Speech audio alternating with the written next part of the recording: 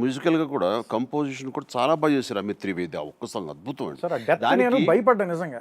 దానికి మన మన ఇక్కడ సిరివెల్ సీతారామ శాస్త్రి గారి గురించి చెప్పుకోవాలండి.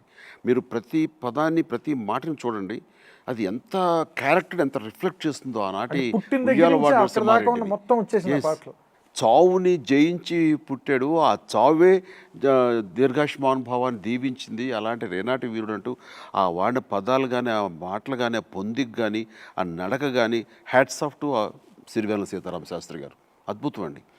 అండ్ ఆయన అంత ప్రాణం పెట్టి అంత ఆలోచించి కథానుసారంగా రాసుకుని ఆ సాంగ్ అంత హైలైట్ అవ్వటానికి ప్రధానమైన కారణం మన పద్మశ్రీ సిరివెల్ల సీతారామ శాస్త్రి గారు.